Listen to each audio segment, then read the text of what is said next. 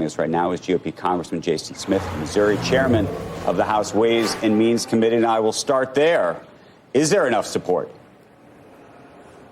Absolutely. The question is will it be later today or tomorrow? But we clearly have enough Republican votes, according to my math, to pass this bill and send it over to the Senate. What we do know is the White House and the Senate has refused to negotiate whatsoever, and hopefully they'll come to the table after House Republicans send this over to them. Congressman Smith, does your math include the 8 Republicans in corn states that say they're not going to vote for it because of ethanol? Does it include the 6 other members, including Matt Gaetz and George Santos, who have said they're not going to vote for it? How do you get the math? Now, I'm not going to say what members are where and who's for and against, but I will tell you that I'm confident that we have the votes from the math that we've done.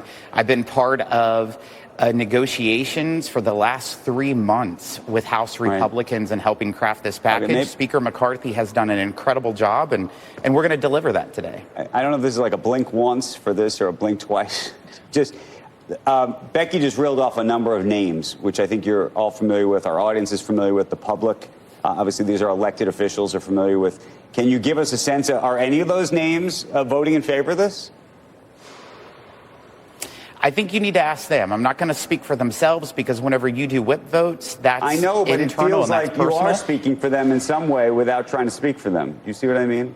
So let me just say this. You can only lose 4 votes. We will have enough votes to pass it. So we're only going to lose just a handful of votes, and we will pass it out of the House of Representatives. And you just listed way more than a handful of votes. Yeah, so right. I guarantee you we will have the votes to move this. Is it clean, or are there changes and amendments being made to it?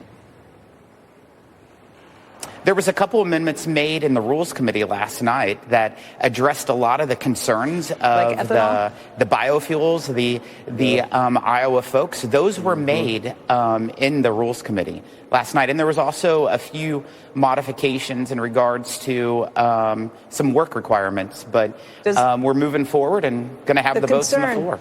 The concern was if any changes were made, like ethanol or anything else, that it would mean other members would come forward and talk about what they would like to have added too. Is that the case, or do you feel like you've got everything you need changed at this point to actually have those votes? I feel confident we have the votes, but the big concern is that the fact that House Democrats are not even willing to help work. We have been crystal clear that we need to increase the debt limit and we need to address some kind of fiscal reforms. There's not a red line of saying it has to be A, B, or C. We just need something. We need the White House to negotiate with us. We cannot allow our country to default, and it's reckless that President Biden's refusing to negotiate with House Republicans. Hopefully, whenever we pass this, he believes that we don't have the votes. He believes that Republicans can't pass it. Think about this. I have never, in my tenure as a member of Congress, ever voted for a debt limit increase.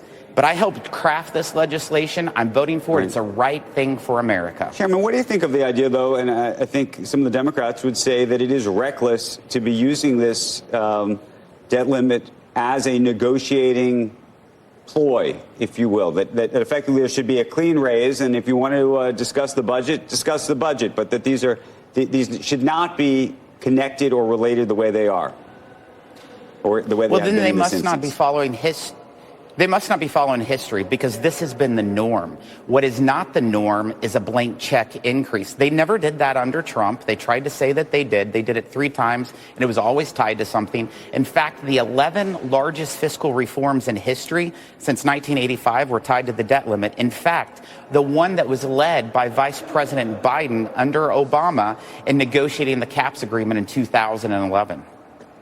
Are you surprised that President Trump, I think it was back in 2019, said that the debt limit should not be used as a chess piece in this way? You should never use anything as a chess piece. But you know what? When you're raising the debt, the American people deserve fiscal responsibility and accountability. And that's exactly what we do in this bill. We cut $4.8 trillion and we raise the debt limit $1.5 trillion.